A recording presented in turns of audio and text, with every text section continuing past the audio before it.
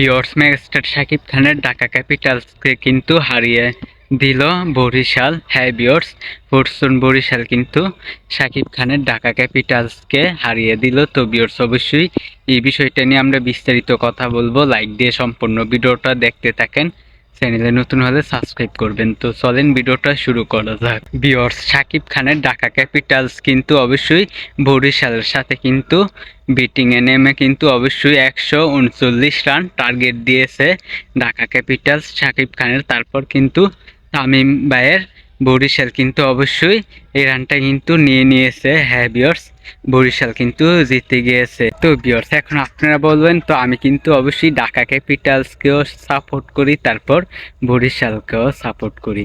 তো আমি কিন্তু শাকিব খানকেও ভালোবাসি এবং তামিম ভাইকেও ভালোবাসি, আপনারা জানেন। তো ভিউয়ার্স, বরিশাল জিতলো কিন্তু ভালো, তারপর ঢাকা ক্যাপিটালস জিতলো কিন্তু ভালো। হ্যাঁ ভিউয়ার্স, তো যাই হোক, তো অবশ্যই আমি জাস্ট খুশি হয়েছি। ঢাকা জিতলো একটু বেশি খুশি হতাম, মানে শাকিব খানের দল। তো আমি তামিম ভাইকেও কিন্তু ভালোবাসি। তো বরিশাল কিন্তু জিতে গিয়েছে। তো অবশ্যই সামনের ম্যাচগুলো অবশ্যই ঢাকা ক্যাপিটালস জিতবে। আর ভিউয়ার্স, অবশ্যই তামিম ভাইয়ের বরিশালকে অবশ্যই এই যে রংপুর রাইডার্সকে অবশ্যই জবাবটা দিতে হবে পরের ম্যাচগুলোতে। তো ভিউয়ার্স, এই বিষয়টা নিয়ে আমি আপনাদেরকে জানিয়ে দিলাম এই বিষয়টা। তো ঢাকা ক্যাপিটালস কিন্তু অবশ্যই ফরচুন বরিশালের সাথে কিন্তু হেরে গেছে। তো ভিডিওটা ভালো লাগলে অবশ্যই আমাদের চ্যানেলটিকে সাবস্ক্রাইব করবেন। আজকের ভিডিও পর্যন্ত, পরের ভিডিওর জন্য সবাই অপেক্ষা করতে থাকুন।